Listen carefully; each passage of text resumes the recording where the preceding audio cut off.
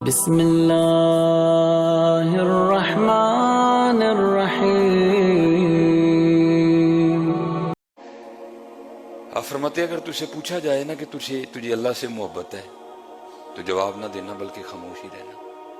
یہ دیکھو یہ تقوی والے لوگ ہیں۔ آپ نے فرمایا اگر تجھے پوچھا جائے نا کہ تجھے اللہ اور اللہ کے رسول سے محبت ہے کہ نہیں ہے تو خاموش ہی رہنا۔ عرض کی حضور کیوں خاموش کیوں رہوں، جواب کیوں نہ دوں؟ آپ نے فرمایا اگر تو کہے گا نہیں ہے تو پھر تو کافر ہو گیا، اور اگر تو کہتا ہے کہ مجھے محبت ہے تو پھر دیکھ تیرے کام محبت والوں جیسے ہیں۔ حضرت میں اب آپ کو بتاؤں حضرت جو اللہ محبت ہے پھر ان کے کام اللہ، یہ بات بہت بڑی ہے لیکن بھائی یہ باتیں نہیں کرنی، اب اس کا مطلب ہے بڑی ہے تو پھر اب کرنی نہیں ہے، پھر ان بچوں کی تربیت کس طرح کریں گے حضرت؟ اگر ہم ان کو بتائیں گے نہیں کہ بھائی اگر ہمارے بڑوں نے دعویٰ کیا تو پھر دعووں پر پورے کس طرح اترے؟ حضرت بابا فرید رحمۃ اللہ تعالی علیہ فرماتے ہیں کہ مجھے معرفت کے حوالے سے نا ایک مشکل درپیش ہوئی۔ میں اس وقت سیر و سیاحت پر تھا، فرماتے ایک علاقے میں گیا تو پتہ چلا کہ وہاں ایک بزرگ رہتے ہیں پہاڑ کی چوٹی پہ، کہتے ہیں بڑا میں نے نام سنا۔ آپ فرماتے میں ان کی زیارت کے لیے گیا، کہتے جب پہاڑ کی چوٹی پہ پہنچا نا تو وہاں جا کے کیا دیکھتا ہوں کہ غار کے منہ پر ایک ٹانگ خشک پڑی ہے، گوشت اور پوست نہیں اس پہ کوئی بھی، نہ گوشت ہے نہ ہی ماس ہے، صرف اڈی پڑی ہے اور وہ خشک ہو چکی ہے۔ آپ فرماتے خیر میں اندر چلا۔ آپ فرماتے اس وقت بزرگوں نے نا گدڑی اوڑھ رکھی تھی جو صوفیاء کا مخصوص لباس ہے۔ فرماتے میں حضرت کی خدمت میں جا کے بیٹھا تو مجھے نہیں پتا چلا کہ حضرت کی بھی ایک ٹانگ کوئی نہیں، آپ کی بھی صرف ایک ہی ٹانگ ہے۔ آپ فرماتے مجھے نہیں پتا چلا، باتیں ہوئی جو میری مشکل تھی حضرت نے اس کو حل کر دیا۔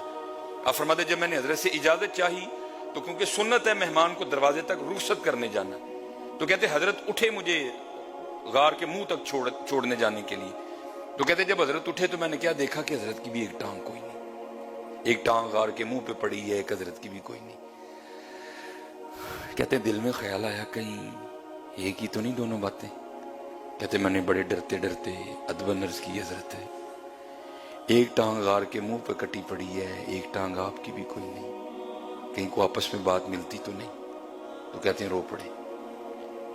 فرمانے لگے میں جب اس غار میں آیا نا اور مجاہدہ شروع کیا، عبادت شروع کی، تو فرماتے ہیں آزمائش آ گئی۔ کہتے آزمائش کس طرح ہوئی میری کہ بارش کا سلسلہ شروع ہوا۔ آپ فرماتے 7واں دن تھا، دھوپ نہیں نکلی، بارش برس رہی تھی، اور آپ فرماتے غار میں اتنی ٹھنڈ ہو گئی کہ مجھے لگ رہا تھا کہ یہ سردی میری جان لے لے گی۔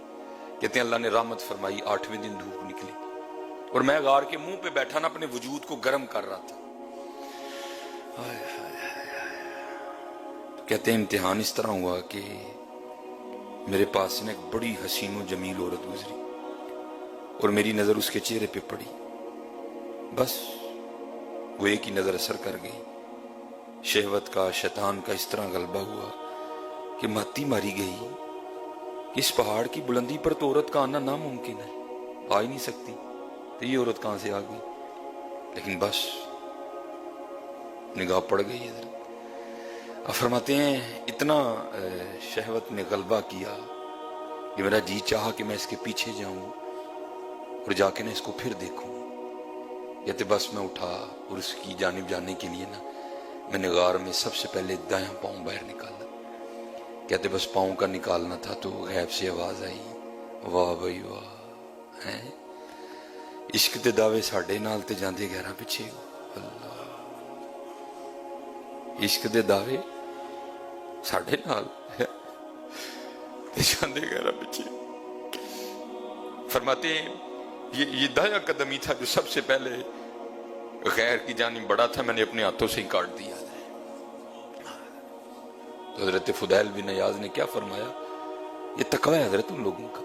اس کا مطلب یہ نہیں کہ وہ کہہ رہے کہ تم اللہ سے محبت ہی نہ کرو، وہ اس کا انکار نہیں کر رہے۔ آپ نے فرمایا اگر تجھے پوچھا جائے کہ تجھے اللہ سے محبت، اللہ کے رسول سے محبت ہے کہ نہیں، یہ تقوی ہے ان کا حضرت، تو فرمایا خاموش رہنا۔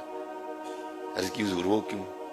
فرمایا اگر تو کہے گا کہ نہیں تو کافر ہو جائے گا، اور اگر کہے گا کہ ہاں تو پھر بتا کیا تیرے کام محبت والوں جیسے ہیں حضرت۔